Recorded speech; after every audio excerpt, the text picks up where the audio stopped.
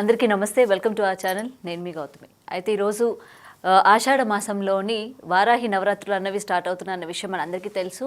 అయితే వీటి గురించి ఎవరెవరు ఏ విధంగా చేసుకోవాలి, అసలు పూజా విధానాలు ఏంటి, వీటన్నిటి గురించి అయితే మనం తెలుసుకున్నాం. అయితే ఇంకా మనకి తెలియని విషయాల గురించి చెప్పడానికి ఈరోజు మనతో పాటు ఉన్నారు ప్రముఖ జ్యోతిష్యులు బ్రహ్మశ్రీ నందిబట్ల శ్రీహర్ శర్మ గారు. ఆయనతో మాట్లాడదాం. నమస్తే గురుగారు.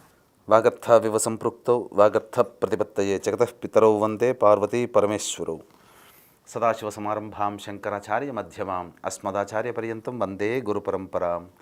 ఆదిత్యాయ చ సోమాయ మంగళాయ బుధాయ చ గురుశుక్ర శనిభ్యశ్చ రాహవే కేతవే నమః. శృంగేరి పీఠాధిపతులకి, కంచి పీఠాధిపతులకి నమస్కారములు తెలియజేసుకుంటూ కార్యక్రమాన్ని ప్రారంభిద్దాం. గురుగారు, ఇప్పుడు ఆషాఢ మాసంలోని వారాహి నవరాత్రులు అన్నవి స్టార్ట్ అవుతున్న విషయం అందరికీ తెలుసు.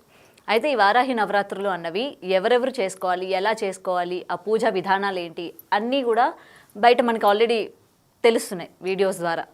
అయితే ఇప్పుడు రీసెంట్గా ఏంటంటే అసలు ఈ వారాహి అమ్మవారికి ఎటువంటి నైవేద్యం చేసుకుంటే త్వరగా మనం ప్రసన్నం చేసుకోవచ్చు, త్వరగా భక్తులు ఏ విధంగా ప్రసాదం చేసుకోవాలి, సో దీని గురించి కొంచెం వివరంగా చెప్తారా? ఇక్కడ గమనించాల్సినటువంటి అంశం ఏంటంటే, వీక్షించేటువంటి బిగ్ టీవీ భక్తి ప్రేక్షకులు కూడా ఈ యొక్క వారాహి నవరాత్రుల గురించి అనేక ప్రసార మాధ్యమాల ద్వారా తగినంత ఇన్ఫర్మేషన్ అంతా కూడాను ఇప్పుడు బయటికి వచ్చింది. అయితే ఇంకా రహస్యాంతర్గతమైనటువంటి శాస్త్ర అంతర్గతమైనటువంటివి, పురాణాంతర్గతమైనటువంటి విషయాలు కొన్ని ఉన్నాయి. అవి ఇప్పటి వరకు కూడాను ఎక్కడ ఎవరికి కూడాను తెలియపరచలేదు. అయితే ఈ యొక్క వీడియోని ఆశాంతం వీక్షించండి. సందేహాలు ఉంటే మళ్ళీ మళ్ళీ చూడండి, లేదా ఒకసారి లైక్ చేసుకొని పెట్టుకుంటే మీరు లైక్డ్ వీడియోలో ఎప్పుడు కావాలంటే అప్పుడు మీరు చూసుకోవచ్చు. ఈ అమ్మవారికి ఏ ఏ నైవేద్యాలు పెడితే చాలా సంతోషిస్తుంది, ఏ విధమైనటువంటి వస్తువులతో ధూపం వేస్తే చాలా సంతోషపడుతుంది, అలాగే ఈ అమ్మవారికి ప్రధానముగా దీపారాధన విషయంలో కూడా ఎలా చేయాలి అనేటువంటి విషయాల గురించి సమగ్రంగా మరియు క్లుప్తంగా ఈ యొక్క కార్యక్రమంలో మనం తెలుసుకుందాం. ముఖ్యంగా ఈ యొక్క ఆషాఢ నవరాత్రుల్లో భాగంగా, గుప్త నవరాత్రుల్లో భాగంగా ఈ యొక్క వారాహి నవరాత్రులని 2 రకాల విధానాలతో పూజ చేసుకుంటారు. ఒకరు సూర్యోదయం ముందు లేదా సూర్యాస్తమయం తర్వాత.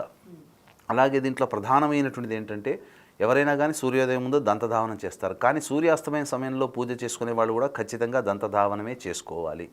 ఇక అఖండ దీపం పెట్టుకునే అలవాటు ఉన్న వాళ్ళు అఖండ దీపం పెట్టుకోవచ్చు, కలశం పెట్టుకునే వాళ్ళు కలశం పెట్టుకోవచ్చు, లేదా మామూలు చిత్రపటంలోనైనా కానీ ఈ యొక్క ఇంట్లోనైనా కానీ చేసుకోవచ్చు. చాలామందికి ఉండే సందేహం, ఇంట్లో చేయాలన్నా, తామస దేవత కాబట్టి దేవాలయంలో చేస్తే మంచిది అని అంటుంటారు. ఇంట్లోనైనా చేసుకోవచ్చు, కాకపోతే ఆధ్యాత్మికమైనటువంటి భావనము అలాగే దైవచింతనతో కనుక చేసుకుంటే ఎటువంటి దోషము లేదండి. కాబట్టి మనం పెట్టుకునేది చిత్రపటం, కాబట్టి ఆ చిత్రపటానికి మీరు ఆవాహన చేసుకొని చేసుకోవచ్చు. ఇక గమనించాల్సిన అంశం ఏంటంటే, అమ్మవారికి దీపారాధన. ఈ దీపారాధనలలో విశేషంగా అమ్మవారికి కందగడ్డతో చేసినటువంటి దీపారాధన చాలా విశేషము. కాబట్టి ఒక మంచి కందగడ్డను తీసుకొని దానికి దీపము ఏ విధంగా ఆకారం ఉంటుందో ఆ విధంగా కొంత తొలగించుకొని అందులో విప్ప నూనెతో గనక దీపారాధన చేస్తే అమ్మవారి కటాక్షం చాలా సిద్ధిస్తుంది. అంటే ఆ దీపం వెళ్తున్నంత వరకు అమ్మవారి యొక్క ఆవాహనం అక్కడ ఉండి తీరుతుంది అని చెప్పవచ్చు. ఇక గమనించుకున్నట్లయితే ప్రతిరోజు కూడా ఈ యొక్క పూజలో భాగంగా గణపతి యొక్క పూజ చేసుకొని, గణపతి యొక్క అనుగ్రహం తీసుకొని పంచోపచారాలు కానీ లేదా షోడశోపచార విధానంగా ఈ యొక్క పూజాది కార్యక్రమాలు చేసుకోవచ్చు. అయితే ఇక్కడ ప్రధానంగా అమ్మవారికి ఎటువంటి పుష్పాలతో అర్చించాలని చెప్పిందంటే శాస్త్రము, నీలిరంగు పుష్పాలతో అర్చించవచ్చు, లేకపోతే నీలిరంగు చామంతి పుష్పాలతో కానీ అర్చన చేయవచ్చు. అలాగే అర్చనలో భాగంగా విప్ప పూలతో కూడా అర్చన చేయవచ్చు. ఇక ఈ అమ్మవారికి అష్టోత్తరము అయిన తర్వాత విధిగా ఈ యొక్క లలితా సహస్రనామ పారాయణం చేయాలి. ఇక దీంతో పాటుగా అమ్మవారికి 12 నామావళులు ఉన్నాయి. 12 నామాలు అమ్మవారికి చాలా ప్రీతికరం. కాబట్టి 12 నామాలని మీరు విధిగా వీలైతే ఆ అష్టోత్తర పూజ అయిన తర్వాత 108 సార్లు కానీ, లేకపోతే 54 సార్లు కానీ, 41 సార్లు కానీ, కనీసం హీనపక్షంలో 27 సార్లు కానీ జపం చేసినట్లయితే అమ్మవారి కటాక్షము అతి శీఘ్రంగా కలుగుతుంది. ఈ అమ్మవారు సాక్షాత్తు లక్ష్మీ స్వరూపము. విష్ణు స్వరూపము వరాహ అవతారం అయితే, లక్ష్మీ స్వరూపము వారాహి అవతారం. అందుకే లక్ష్మీ సహస్రనామావళిలో భాగంగా ఈ అమ్మవారిని వారాహి ధరణి ధ్రువ అనే నామంతో లక్ష్మీ సహస్రనామాల్లో కూడా ఒక నామం ఉంది. ఇక అమ్మవారి యొక్క రథచక్రం పేరు కిరిచక్రము. అంటే 1000 వరాహములో లాగుతూ ఉండగా అమ్మవారు ఆసీనురాలై ఆ రథంలో ఉంటుంది. ఈ అమ్మవారికి రథచక్రిని అనగా రథసారథి స్తంభిని దేవిగా చెప్పబడి ఉంది. అయితే ఇక్కడ గమనించాల్సిన అంశం ఏంటంటే, ఈ అమ్మవారికి సంబంధించినటువంటి 9 రోజుల పూజ చేసుకుంటారు. వ్రతోద్యాపన కొంతమంది 14వ తారీఖు అంటున్నారు, కొంతమంది 15వ తారీఖు అంటున్నారు. మరి ఏ రోజుల్లో చేసుకోవాలనే ఆలోచన కూడా చాలామందికి ఉంది. అయితే సూర్యాస్తమయం తర్వాత పూజ చేసుకునే ఆచారం ఉన్నటువంటి వాళ్ళు 14వ తారీఖు రోజున ఉద్యాపన చేసుకోవచ్చు. సూర్యోదయం తర్వాత అనగా సూర్యోదయం కంటే ముందే ఉద్యాపన చేసుకునే వాళ్ళు 15వ తారీఖు రోజున ఈ యొక్క వ్రత ఉద్యాపన చేసుకోవచ్చు. ఇక ముఖ్యంగా గమనించుకున్నట్లయితే ఈ అమ్మవారికి ప్రధానంగా నైవేద్యముగా ఈ యొక్క కార్యక్రమాన్ని ఆశాంతం వీక్షించండి. ఒక్కొక్క రోజు ఒక్కొక్క అమ్మవారిని ఒక్కొక్క రూపంలో మనం కొలుస్తాం. ఎందుకనంటే ఈ 9 నవరాత్రుల్లో భాగంగా ఈ వారాహి నవరాత్రుల్లో వారాహి అమ్మవారిని ధూమ్ర వారాహి, కిరాత వారాహి, స్వప్న వారాహి, శ్వేత వారాహి, దండిని వారాహి, ఉన్మత్త వారాహి, ఇలా అనేక రకాలైనటువంటి రూపములతో ఒక్కొక్క రోజు ఒక్కొక్క విధంగా మనం కొలుస్తూ ఉంటున్నాం. కాబట్టి ఒక్కొక్క రోజు ఒక్కొక్క రకమైన నైవేద్యం పెట్టాలి. కానీ ఖచ్చితంగా ప్రతిరోజు ఉండవలసినటువంటి నైవేద్యములు పురాణాంతర్గతంగా చెప్పబడినవి ఏంటంటే కందగడ్డలు, చిలకడ దుంపలు, దానిమ్మ గింజలు, బెల్లం పానకం మరియు పనసపండు, అలాగే ఈ సంబంధించినటువంటి తేనె, ఆవు నేతి, ఇలాచి పొడితో చేసినటువంటి నువ్వుల లడ్డూలు, ఇవన్నీ కూడా ఖచ్చితంగా అమ్మవారి యొక్క నైవేద్యంలో ఉండి తీరాలి.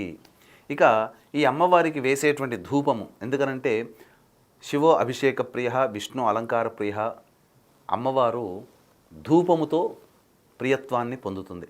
కాబట్టి అమ్మవారికి ధూపంగా మనం సాధారణంగా అగరబత్తీలు లేకపోతే హారతి కర్పూరం ఇచ్చేదానికంటే ఇప్పుడు నేను చెప్పబోయేటువంటి వస్తువులు అయితే మీకు సాధారణంగా ఇళ్లలో దొరుకుతాయి.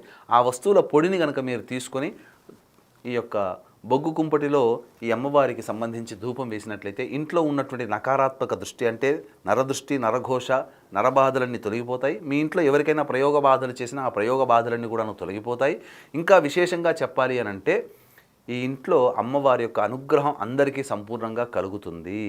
ఈ విధంగా ఏ ద్రవ్యాలతో మీరు ధూపం వేయాలి అని అంటే గుగ్గిలము, తెల్లదైనా నలుపుదైనా, యాలకుల పొడి, పసుపు పొడి, తెల్ల గురువింద గింజల పొడి, తెల్ల ఈశ్వరి వేరు పొడి, ఇది దొరికితే తీసుకోండి, లేకపోతే తెల్ల ఈశ్వరి వేరును పక్కకు పెట్టండి.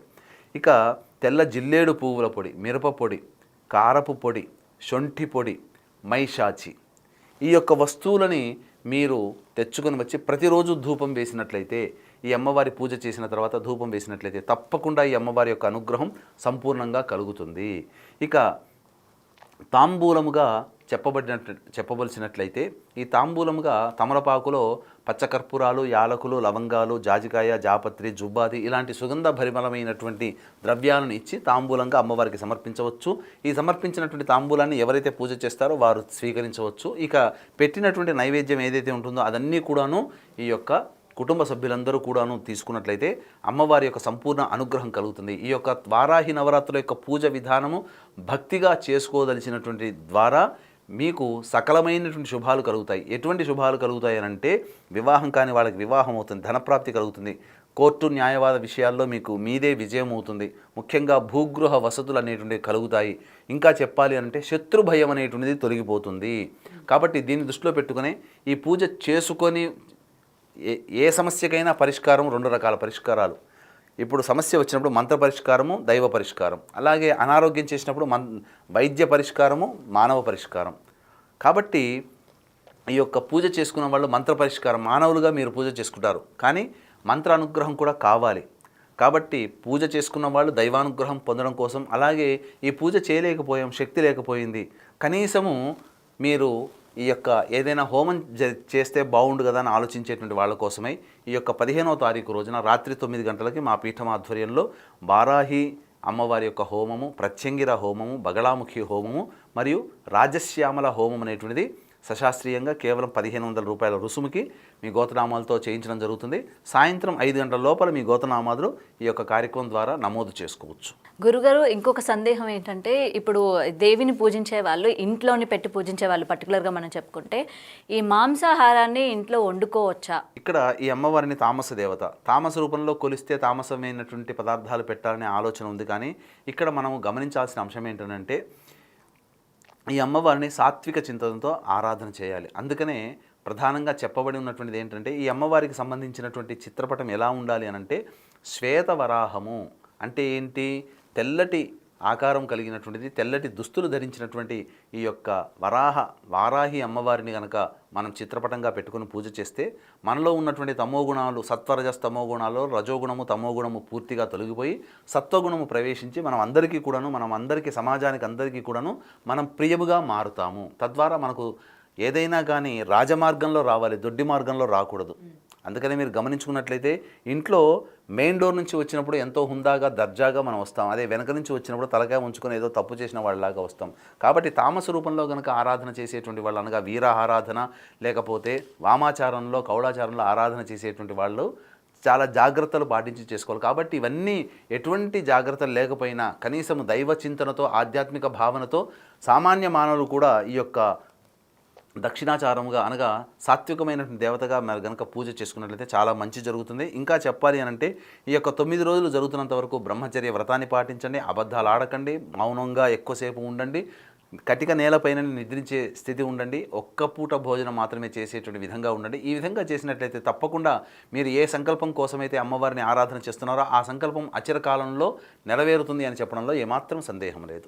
అటు మగవారు కానివ్వచ్చు, లేకపోతే ఆడవారు కూడా ఇదే నియమాన్ని పాటించాలంటారా? అవునమ్మా, ఆడవారైనా మగవారైనా అందరూ కూడా ఇదే నియమాన్ని పాటించుకుంటూ చేస్తే చాలా మంచిది. గురుగారు, 6వ రోజు అమ్మవారిని ఏ రూపంలో పూజించుకుంటే మంచిది, అలాగే నైవేద్యానికి వచ్చేసరికి మనం ఎటువంటి నైవేద్యాన్ని సమర్పించుకుంటే మంచిది అంటారు?